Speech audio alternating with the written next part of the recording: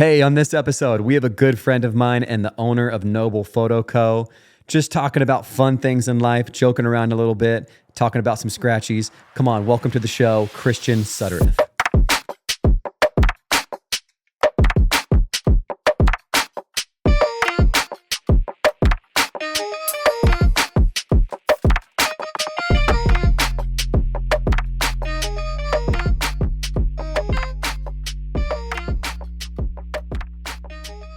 Thanks for being on the show, man. Yeah, bro, absolutely, man. I'm thrilled to be here. Yeah, this is cool. Nobody knows this, but I'll say it. Like, this is our first, my first remote podcast. So this is kind of fun. I don't see you, but I hear you. It just feels like a cool phone call. Yeah, you know? you feel my presence. I feel your presence. I can see you, man. And actually, and I feel your presence all the time. So it's a remarkable thing. I made up a little game. I thought this would be fun because I have never done this on this show, but I thought it'd be fun to have a little questionnaire just for the listeners to get to know you. Would that work? That's perfect. It hit me. Perfect. So here's my kind of either or, just kind of what kind of guy are you? I was thinking okay. So my first option is, are you the type of guy who kind of silly on April Fools, maybe would change your business name over to Turd Ferguson Photography? Or are you more the kind of guy who would accidentally send inappropriate DMs to a friend's wife? Is there one that maybe describes you better than the other? Yeah. Is there, well, that brings to mind an occurrence that happened. So I was ready to say the first one, but the second one is very accurate. So I have to be the second one because that has literally happened. You could be with both. Your wife. Yes, dude. That was the funniest thing. You know what's great about that whole moment was that I knew from the very beginning that just knowing you, I knew it was accidental. You know what I mean? Yeah. There's no way this guy's trying to. Yeah. There's especially the nature, which I feel this is a family show, so I feel I won't say just because, but it was funny. I get it. If you would have sent me that, I would have enjoyed it. I would have laughed. But the thing is, I didn't even think I was sending it to you. To her, yeah. To this day, well, I know, yeah. So the PG version of what happened is Alec's wife was selling a 13-inch MacBook on Instagram, and I responded with something funny. And you can do the math yourself if you want. You all have imaginations. But I didn't even think. Yeah, I didn't even think I was talking to you. I thought I was talking to our mutual friend Jordan. My Instagram, I clicked on his story, and then that came up, and I was like, blah blah blah. Here's this very inappropriate joke, and it was just my wonderful friend Alec's wonderful wife Madeline. What a funny time for Instagram. I've had Instagram glitches before. But what a funny time to what a funny way for it to be the worst case scenario where it's not even another dude that would have been oh, funny, it was just my wife is just a very very innocent. nice girl. Yeah. Dude, the way I don't think we've ever talked about this, but the way she approached me about it was just so funny. She was like, baby, but it was almost I had forgotten who you were. Not that we've spoken, we speak pretty decently. Yeah, I get it. Yeah. She was like, do you remember Christian? I was like, yeah, I remember Christian. She's like, did he die? No, I was like, he kind of sent me something weird today. And I was like, oh, okay. Oh what do you mean? And she was like, well, he sent me this and I saw it. And immediately, that is actually helpful. It's nice that you're the kind of guy where I was like, oh, babe, that was a complete accident. He for sure thought you were someone else. And she's like, are you sure? I was like, yes, 1,000%. Yeah. It was so. That means a lot, dude. I'm going to take it as a compliment because I don't know if it's either that there's no way I would be so rancid with not a stranger, but you know what I mean? Just yeah. If I was going to try and ruin my life and yours, I would be a little more subtle about it, hopefully. Right. There's it was funny because I feel very on the nose. I'm trying to, that was sometime last year. And I feel I talked to you not that long before that. So it's just imagining your life just a complete south turn, so fast. Oh, dude, that was such a great conversation. A month later, you're like, dude, I'm going to mess that guy up. I'm going to ruin my life and his. Oh, dude. With promises I cannot deliver on. I feel I've never had that happen on Instagram, luckily, but I've had that happen several times like through texting? Just have you ever done that before? Where like you mean to text somebody? It's not a good thing. It's not like something I'm proud of, but like you mean to text something about someone to somebody, but you text the person that you're talking about. You know what I'm trying to say? 1,000. I've someone has texted me something wild, and I've screenshotted it and sent it to like my fiance or something, but actually just sent it back to them. Oh, yes. And then had to be like, sorry. I think the time that it happened, I was like, I just want you to reflect on what you said. Like, what a save, which dude. was still kind of rude, but it wasn't like it wasn't like I'm clearly making fun of you. That's a good save, but it also makes you sound like the most passive aggressive. It's like, hey, I don't think you can see what you texted. I'm gonna see it in a picture just so you can save it. Yeah, dude, I used to work at a church. Like I worked for a church, and the worst one I feel like I remember was when our pastor was on vacation, and there was like a video of him just kind of introing like the person who was going to preach that day or whatever. And I felt like in the video, I don't know if he had, but it felt like he had done a spray tan, you know, like he seemed, I don't know if it was the light in the video or whatever, but he looked super orange in the video. And so I wanted to text my coworker, yo, look at spray tan pastor up there. And, and it was like on the top of mine. So I typed in his name, like my pastor's name, like my boss's name, and sent it directly to him. And I like 30 minutes later, like I looked at my friend and I was like, you know, like, oh, come on, that was funny. He's like, what was funny? And it dawned on me then, like, dude, I texted him. I was like, hey, I'm going to go ahead and clean out my desk. I'm so sorry I sent you this. Like, I'll be out by the beginning of the week. But he laughed it off, luckily, and I just blamed it on like the like lighting in the room or whatever, like a filter or something. Yeah, I feel like you have to become a guy that just like razzes everybody. That way, if this happens, they're like, "Oh, it's just Alec being Alec." That's just how he is, dude. Yeah, just known jerk, Alec Cantrell. What a thing you have to keep up with now just to save face from like one awkward situation. Is like, now I have to be the guy who just like rips everybody through text whenever they do something, you know? Put all your friendships on the line. Yeah. Yeah. It's really ruined my career. It's really ruined friendships for me. But no one thinks I did anything on accident. It's all on purpose. Yeah, it's too far. Well, dude, are you, what's kind of going on with you, man? What's new? What's exciting in your life? Dude, man, I think like the thing that comes to mind immedately is I'm getting married in December. That's super awesome, exciting. Man. Yeah. We're stoked about that, planning that. I think also like as part of that, dude, I've just like finally, like when you have your wedding coming up and like, you're like, okay, I have to get in better shape before the wedding. Yeah, I know what you mean. Yeah. We're having a 2-year engagement, and the first year went by with a whole lot of nerds clusters and getting an icy from the movies. But then like I'll catch up. 3 weeks ago, it clicked. It clicked. And I was like, okay, now I have to lock in. So I've been locking in on that stuff, and it's been going great, dude. Yeah. Are you like running? Or are you going to the gym? What are you doing? Yeah, I'm doing some strength training. I have a lady, and by the way, like we can't talk about this for long because it'll very quickly be clear that I don't know what I'm talking about. But I've been seeing a really cool lady named Jamie who's been helping me with that, and then just trying to do some stuff on my own and just eat better. It can be frustrating because like when you look up like how to lose weight, people are like, stop drinking beer and eating whatever, and I'm like, dude, I like this is all Skittles and like. This is just strictly Skittles. Yeah, it's like Skittles and Dr. Pepper, and like those. And like I have like a hardcore sugar addiction that I'm working on. It's like other people are just like stopping off at the local like bar at the end of the day. You're just like, dude, I got to get my sours, man. I got to get my wild raspberry, dude. I'm like driving home from a wedding, and I'm like, I have not tasted the rainbow all in day. A long time, dude. Test something to take the edge off.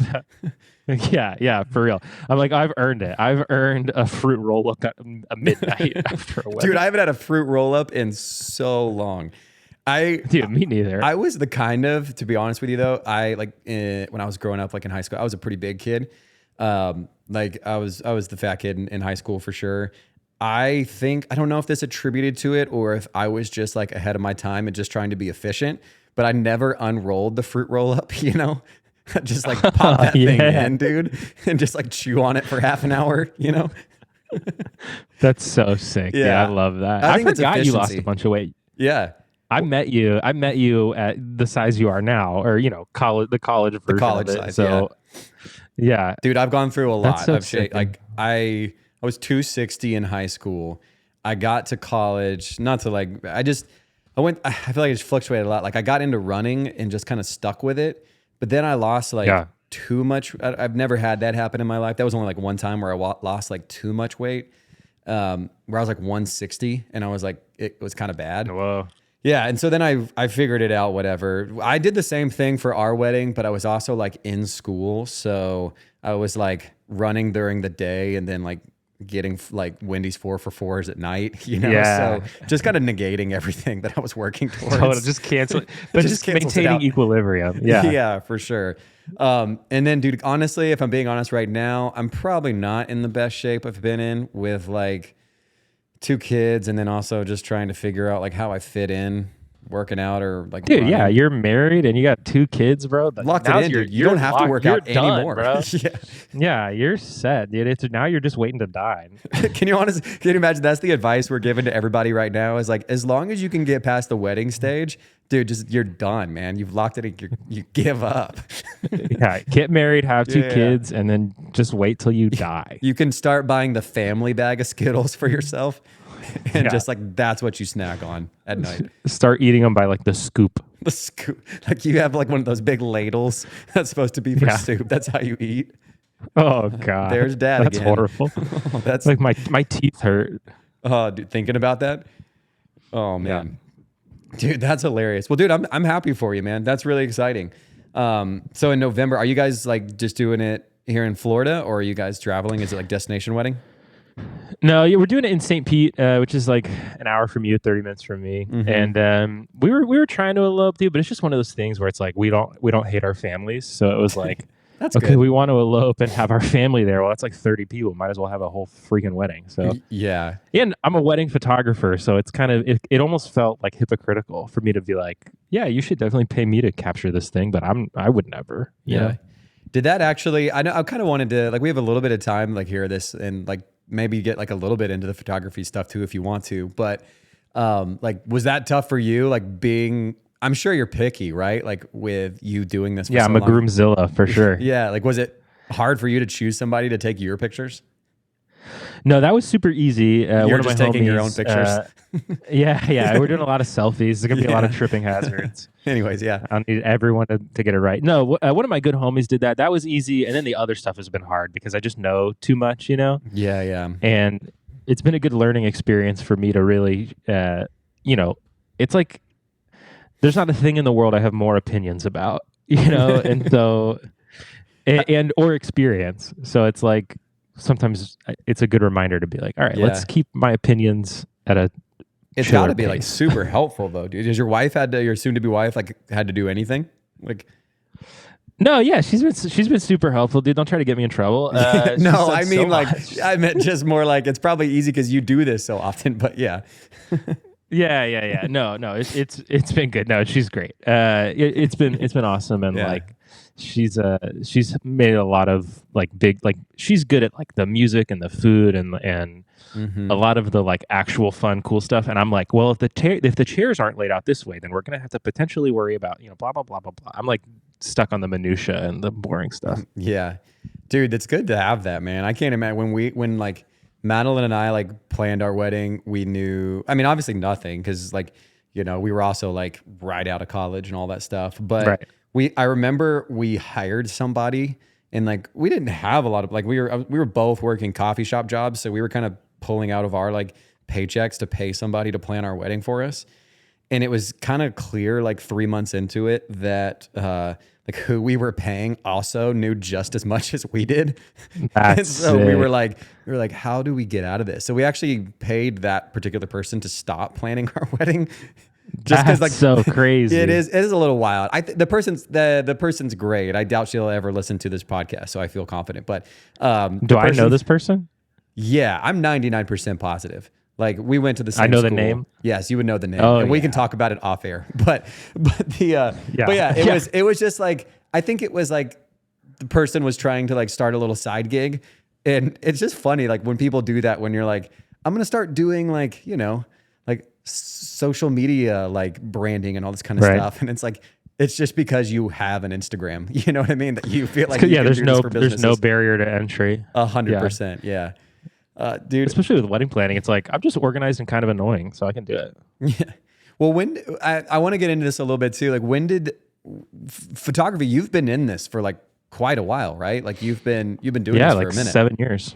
That's wild. Dude, you actually tie into that really well. Like I started it out of a year or two out of college, and one of the main inspirations for me was Rob Crosby. You know who that is? Yeah. And when I think about like iconic Rob Crosby photos that inspired me, dude, the ones of you on top of the parking garage. I know exactly what you're talking about. That? Yes, dude. I can picture those in my head, and I saw them, 12 years ago or whatever. Mm-hmm. It's so funny, man, because I am not. I really don't like. I don't feel like the person, nor do I care to be the person that's like modeling for stuff or whatever. Like I love getting pictures with my wife and family and all that kind of stuff. But it was that moment, and then I had one other moment where like the Winter Haven magazine like had me and Madeline like be the models for clothes or whatever. Yeah, dude, you're hot.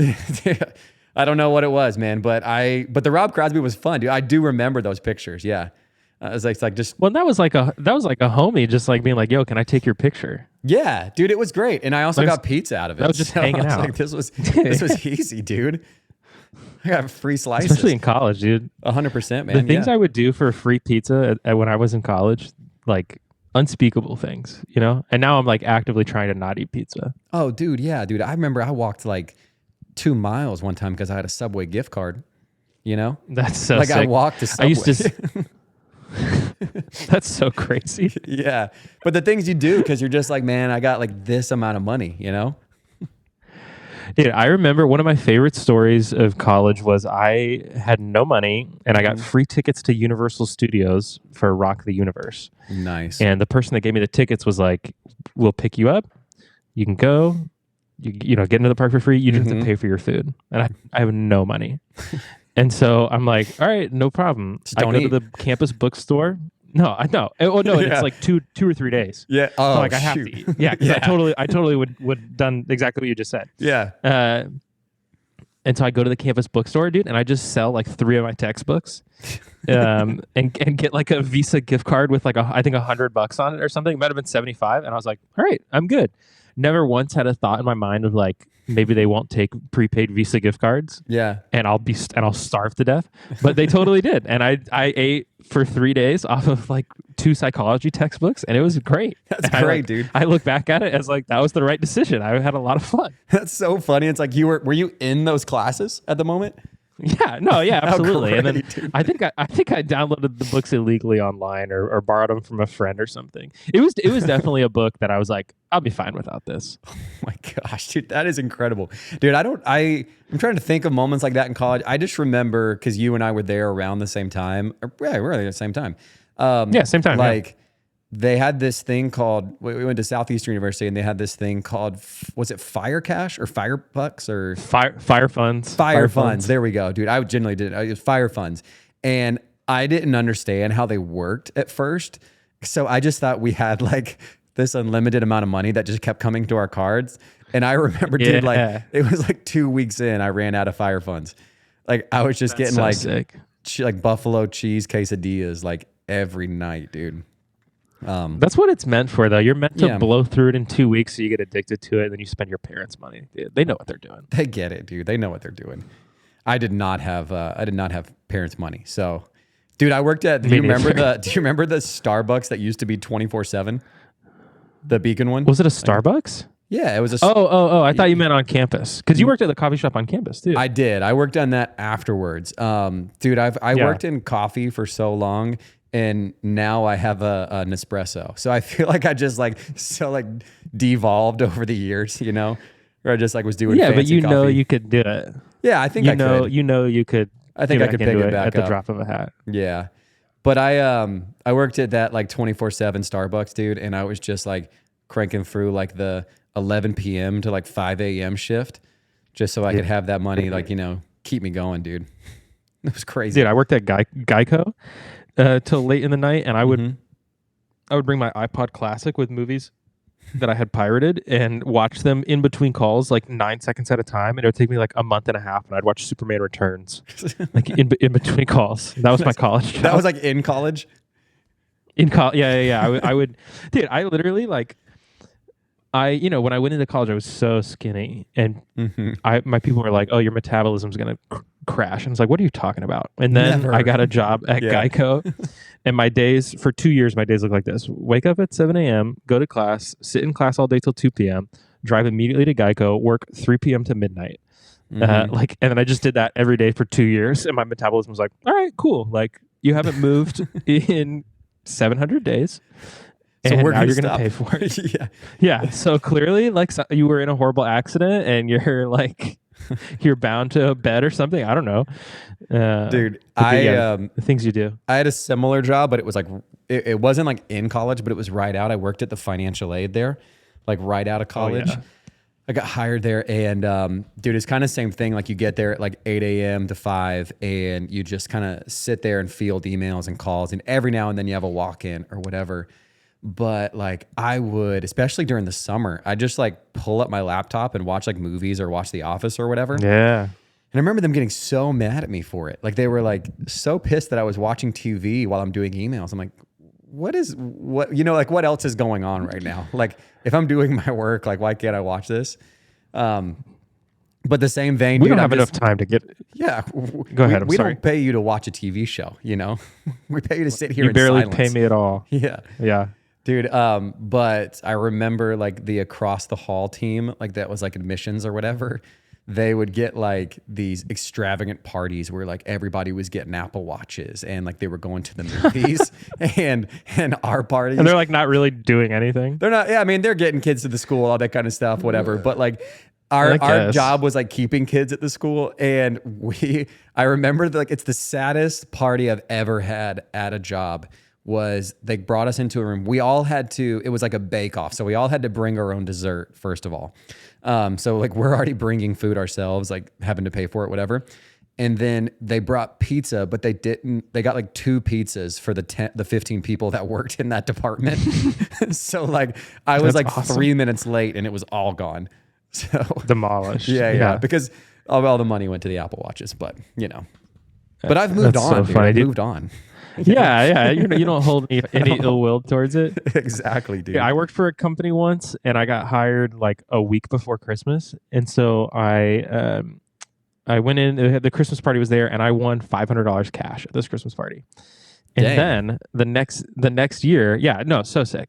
My paycheck, I don't even think would have been $500, if I had gotten paid out right in that moment, because I'd worked like 3 days or whatever. Yeah. And then a year later, I quit to do photos full time, and I find out, and it just happened to be like right around the Christmas party. And then next year, the Christmas party, they gave they didn't have a Christmas party, and they gave everyone like a $2 scratch off. And then a week later, the owner announced that he sold the company. So it's just like, gosh, dude, you got out there in the perfect timing. Like the $2 scratch off had to kind of give it away a little bit. That's so much worse than nothing, dude. Like, just don't do anything. Yeah. The only time I've ever gotten a scratch off was when I worked at a school. I worked at a middle school, and our Christmas, we didn't get Christmas bonuses. We got like a $5 scratch off, and I won $2. So I was like, hey, I got a bonus, That's so funny, dude. Thanks, government. That's hilarious. A bit I used to like to do would be like, if I was hanging out with people, it would be bring a couple scratch offs and be like, let's just see if we're going to be millionaires. Like I don't play the lottery, but I think it's fun to come over and be like, our lives could change. Yeah. Madeline will probably hate that I say this, but she doesn't listen to my show anyways. I don't think so. It's perfect. We got into this season one time where we just got like kind of into it. Like, I don't think she had ever done a scratch off, and I was it's thrilling. I was like, I'll go get one real quick. It's just like fun, whatever. And the issue is that your first one, you always win something, like pretty much. Right. Like you win like $5 and you're like, they're like, this is a new guy. And so like she won something. And I think it was like it was like maybe 2 or 3 months there where we were just like like getting like scratchies like every other day or whatever. Dude. And at some point we were just like, this has to stop. Like we would just go through cycles of like, we won $10, we lost like $8. We have $2, we won $2.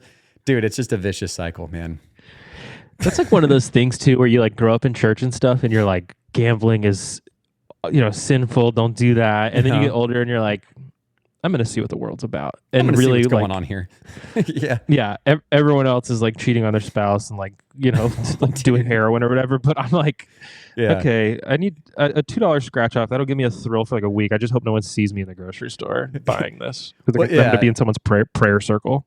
And dude, I didn't even grow up in church, dude. I remember like my grandpa, like hanging out with him on the patio. He would go to he was a veteran, so he'd go to the commissary. He'd get like $100 in scratch offs and like a case of Miller's. And that was just like his afternoon, That's so sick though. Yeah, man. Just to each their own, that's how they live their life.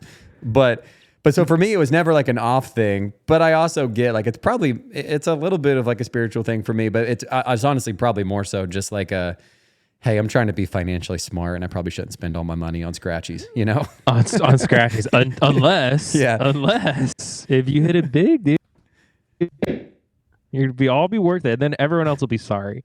Yeah, dude, I love where this conversation has gone. This is wild.